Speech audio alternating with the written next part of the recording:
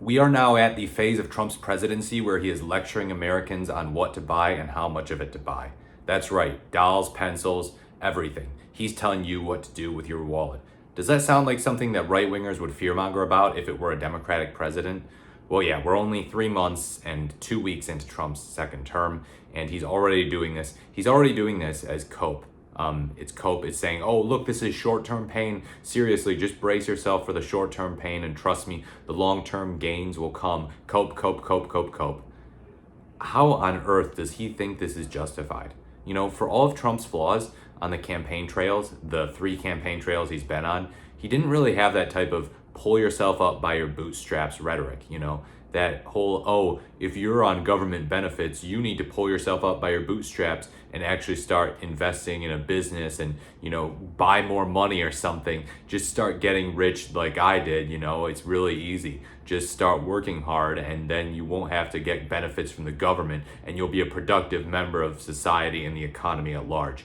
You know, he didn't really do that. Other Republicans, commentators on Fox News, they do that, but Trump wasn't necessarily like that. And that was kind of part of his very early populist appeal. His populist appeal, which has, of course, turned out to be total nonsense, a total facade.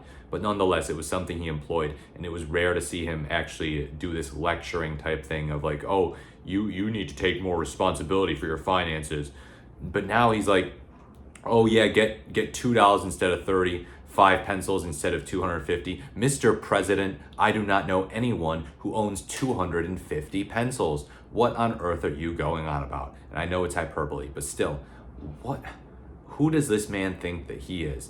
And that is part of why I've said before, I think that this is punitive, you know, that this is like, hey, I want to get revenge. I want to act like what Republicans say that the Democrats actually are, you know, which is like people who want to control you, people who lecture you, people who scold you, people who want to control your life. The president thinks that he's the guy that people should look to for guidance on what they should and shouldn't buy.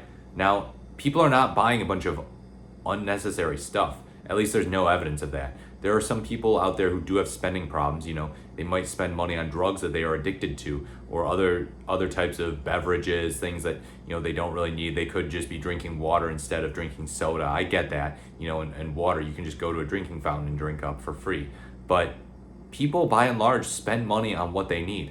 They do. People are wise about their budgets. Are they as wise as possible? No, and it's good to speak to that. But the president of the United States going out here and acting like there's just some egregious overstep on the part of Americans in terms of budgeting, like, oh yeah, you know, you're just spending too much on dolls and pencils. You should stop doing that. And then maybe this short-term pain, allegedly short-term pain, he says, will simply be less harmful toward you, and we will get off of these foreign products, and yeah, the long-term gains will come. Trust me, you know, wink, wink. No, Mr. President, that's not the way that it works. So, Democrats, here's a really good lightning rod for you to use. Here's a really good lightning rod. Go after him for this. That's supposed to be the good thing about America, is you can buy whatever you want, you know, if you have the money for it. You know, and President Trump's out here saying, yeah, no, actually, I get to lecture you on what you can and can't buy.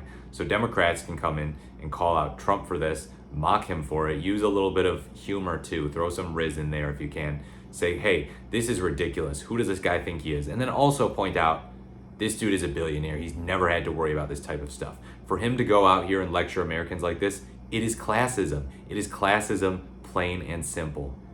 You can't just talk to people like that. You can't just treat the American people like that.